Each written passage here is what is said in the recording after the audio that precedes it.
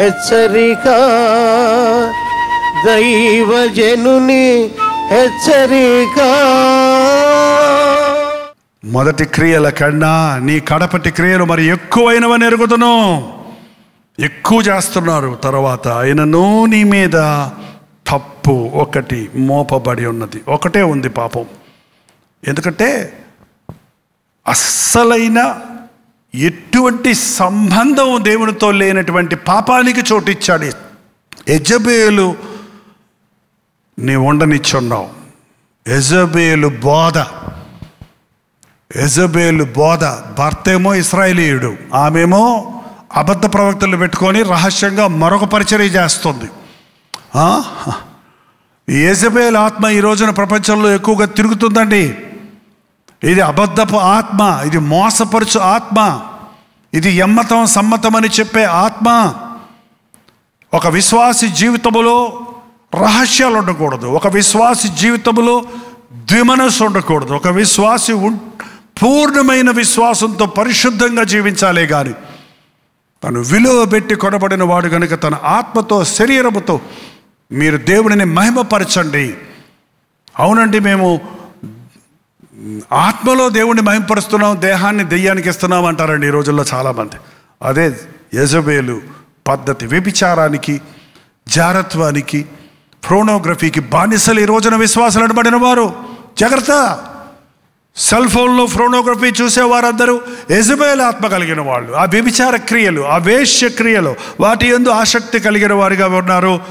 ఇదిగో నేను దానికి సమయం ఇచ్చాను కానీ మారు మనసు పొందలేదు.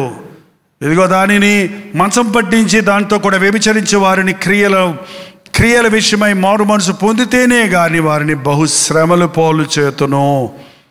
అబాబాబాబా, మారు మనసు పొందరండి. వ్యభిచారాత్మ భయంకరమైంది. యవనస్తులు జారత్వపు మనసు కలిగి ఉండటం, చర్చెస్లో కూడా అపవిత్రతకు చోటు ఇవ్వటం, దేవుని నామానికి సిగ్గు తీసుకురావటం చూస్తున్నామండి. చర్చ్ ఒక పవిత్రమైన స్థలం. ఇక్కడ వివాహాల గురించి మాట్లాడుకోవటమో, ప్రేమ కలాపాలకు చోటు ఇవ్వటమో అనేది ఉండకూడదు. ఎందుకంటే అది పరిశుద్ధమైన స్థలం. అది వివాహం అనేది ఒక పవిత్రమైనది, ఘనమైనది, అది పరిశుద్ధమైనది, దేవుని ఏర్పాటులో ఉన్నది. అది చౌకబారు స్థితికి కొంతమంది వస్తుంటారు. మా అబ్బాయి ఒకడు ఉన్నాడండి, మీ సంఘంలో ఎవరైనా అమ్మాయిలు ఉన్నారా అని అడుగుతుంటే నాకు విచిత్రంగా ఉంటుంది, నాకు నవ్వు వస్తుంది. అలాంటి ఇక్కడ ఏమి జరగవండి, మీరు వెళ్ళి ప్రార్థన చేసుకోండి, దేవుడు బయలుపరుస్తాడని చెబుతారు. యెజబేలు ఆత్మ, మారు మనసు పొందు, లేకపోతే నిన్ను శ్రమల పాలు చేతును, నీ పిల్లలను చంపేదను అన్నాడు. పిల్లలు చంపడం ఎందుకండి పాపం? పిల్లల్ని చంపితేనండి పరలోకం వెళ్ళిపోతారు. పిల్లల గురించి మీరేం బాధపడక్కర్లా. పసిబిడ్డలు మరణిస్తే పరలోక రాజ్యం వారిదే అని ప్రభు చెప్పాడు. కానీ పిల్లల్ని పోగొట్టుకున్న వ్యక్తులకి భయంకరమైన గుండె వేదన కలుగుద్ది, కడుపు కోత కలుగుద్ది, అప్పుడైనా బుద్ధి వస్తుంది, అప్పుడైనా పశ్చాత్తాపడతారు. అటువంటి సమయంలోనే నా వైపు తిరుగుతారని చెప్పి దేవుడు ఆ బిడ్డలను తీసుకుంటాడే కానీ ఆ బిడ్డలకు హాని చేసిన వాడు కాదు. నువ్వు పశ్చాత్తాపడితే పోగొట్టుకున్న బిడ్డలకు బదులుగా నీకు మరల బిడ్డనిస్తాడు. దావీదు తప్పుడుగా కన్న కుమారుడు, బెత్షెబాతో కొన్న కుమారుడు కాయిలా పడ్డప్పుడు 7 రోజులు ఉపవాసం ఉండి ప్రార్థన చేస్తే 7వ రోజు చచ్చిపోయాడు. ఏంటి చచ్చిపోయాడు? వాడు ఇల్లీగల్ చైల్డ్ అంటారు కదా, వాడు బతుకుంటే అందరు కూడా వీళ్ళకి తప్పుగా పుట్టారనే పేరు వచ్చి ఉండేది. ఆ బిడ్డ కాయిలా పడ్డప్పుడు 7 రోజులు పశ్చాత్తాపడ్డాడు దావీదు. నా పాపం వలన, నా శాపం వలన నా బిడ్డ మీదకి శాపం వచ్చిందని గుర్తు చేసుకొని పశ్చాత్తాపడ్డారు. బెత్షెబా ఎంత ఏడ్చుంటుందో ఆ బిడ్డ, పోగొట్టుకున్న బిడ్డ గురించి బైబిల్లో రాయబడలేదు కానీ బెత్షెబా కూడా మారు మనసు పొందింది. కాబట్టి దేవుడు వారికి మరొక బిడ్డనిచ్చాడు. పేరు తెలుసా అండి? సొలొమోను.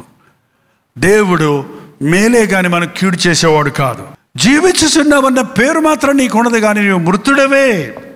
నీ క్రియలు నా దేవుని ఎదుట సంపూర్ణమైనవిగా నాకు కనబడలేదు కనుక జాగరూకుడవై చావనయున్న మిగిలిన వారిని బలపరచు.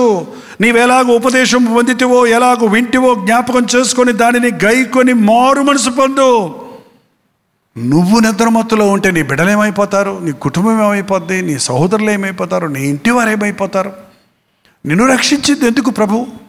నీ చుట్టూను వారిని, నీ సొంత వారిని, ఇంటి వారిని, రక్త సంబంధుల్ని, నీ దేహ సంబంధమైన సహోదర సహోదరుల్ని నువ్వు ప్రభు కొరకు నడిపించాలి కదా. జాగ్రత్త పడు. ఆత్మల భారం లేని క్రైస్తవుడు చచ్చినోడినండి. ఆత్మల భారం లేకుండా నేను బాగానే ఉన్నానయ్యా, నేను పాట పాడుకుంటా, నేను ప్రార్థన చేసుకుంటా, బైబిల్ చేసుకుంటా, కానుకలు ఇస్తున్నా, నేను బాగానే ఉన్నాను. మీ అన్నయ్యడి, మా అన్న సంగతి నాడకు, మీ తమ్ముడేడి ఏమో ఎటుపోయాడో మాకేం తెలుసు. నీ తమ్ముడేడి అంటే నేను ఏమైనా కావాలన్నా అన్నాడు చూడండి కయ్యను. అవును, నువ్వు కావలేవుడివే. నువ్వు ప్రార్థన చేస్తున్నావు, నీ భర్త ఎక్కడున్నాడమ్మా? నువ్వు ప్రార్థన చేస్తున్నావు, మీ భార్య ఏమైందండి? అడుగుతాడు దేవుడు లెక్క రేపు. మనం ఇతరుల విషయమే లెక్క చెప్పాలి దేవుడికి. నువ్వే చచ్చిన స్థితిలో ఉంటే, నువ్వే నిర్జీవంగా ఉంటే, నువ్వే పేరుకు మాత్రం క్రైస్తవుడిగా ఉంటే, నీ పక్క వారిని క్రీస్తు కొరకు నువ్వు ఎలా సంపాదిస్తావు? అనుదినము రక్షణ పొందిన వారు సంఘంలో చేర్చబడ్డట్టు ఎందుకు ఈరోజు క్రైస్తవ సంఘాలలో చేర్చబడటం లేదు? ఎందుకు మన కుటుంబంలో నేను ఒక్కదాన్నే మారు మనసు పొందానంటే సంవత్సరాల తరబడి సాక్ష్యాలు ఇస్తున్నారే కానీ ఇంటి వారిని, సొంత కన్న బిడ్డలను, కట్టుకున్న భర్తను ప్రభు కొరకు సంపాదించలేకపోతున్నారు. జాగ్రత్త పడు. ప్రార్థన. పరిశుద్ధుడా, ప్రేమగల తండ్రి, ఒక్కసారి ఈ లైవ్లో ఏకీభవిస్తున్నా నీ బిడ్డలు నీ రక్తములో కడగబడి నీ రాజ్య వారసులమని చెప్పుకునే మమ్మల్ని ఒక్కసారి చూడయ్యా. నిజమే, మా ప్రేమను నీ వెరుగుదువు, మా క్రియలు నీ వెరుగుదువు, మా గతము నీ వెరుగుదువు, మా స్థితిని, నిజ స్థితిని, ఈనాటి స్థితిని నీ వెరుగుదువు కనుక ఉన్నది ఉన్నట్టుగా మా హృదయ స్థితిని నాయన మా ఎదుట పెట్టుండగా మేము ఎలాగున్నామో చూచుకున్నటకు సహాయము చేయము తండ్రి. మా జీవితాలు దిద్దుకొనడానికి సహాయం చేయి, మోరు మనసు పొందడానికి సహాయం చేయి. మరల తప్పులు ఒప్పుకొని విడిచిపెట్టి మమ్మల్ని మేము చక్కబెట్టుకున్నటకు సహాయం చేయి తండ్రి. మాకున్న శక్తిని బట్టి నిన్ను మహిమపరచడానికి మాకు కొంచెం ఇచ్చిన శక్తితో నీ కొరకు ఎక్కువ చేయాలనే ఆశ, నశించిపోతున్న ఆత్మలను రక్షించాలనే ఆశ మాకు దయచేయ్యా. ఆస్తులు సంపాదించుకోవాలి, పేర్లు సంపాదించుకోవాలి, లోకములో గొప్పవారి అవ్వాలని, నాకేమీ కొదవ లేదనే లవదకయ సంఘంలాగా మేము అయిపోకుండా సువార్త ద్వారాలు మూయబడక ముందే సకల జనులకు నీ సువార్తను అందించాలని ఆసక్తి కలిగిన దానిని గట్టిగా పట్టుకుంటూ నిన్ను మహిమపరిచేటువంటి ఫిలదెల్ఫియా సంఘములాగా మమ్మల్ని చేయము తండ్రి.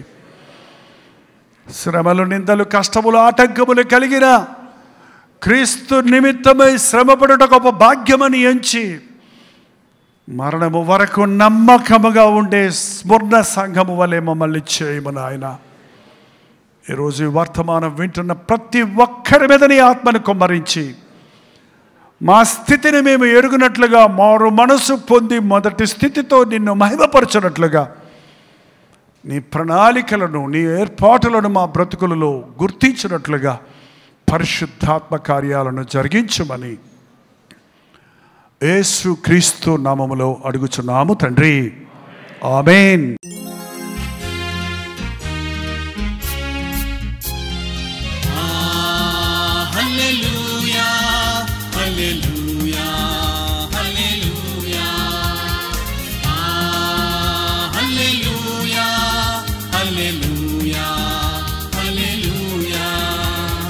కలువరి ప్రేమే మధురం, కలువరి ప్రేమే మధురం, కలువరి ప్రేమే మధురం, కలువరి ప్రేమే మధురం. హల్లెలూయా హల్లెలూయా హల్లెలూయా హల్లెలూయా హల్లెలూయా హల్లెలూయా.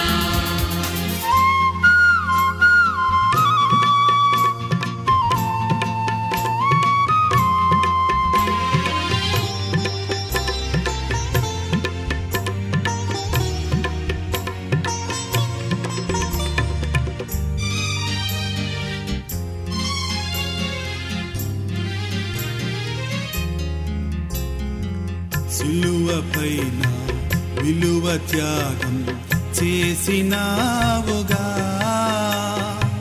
పాపినైనా నా కొరకు చిందించినావుగా, రుధిరం చిందించినావుగా.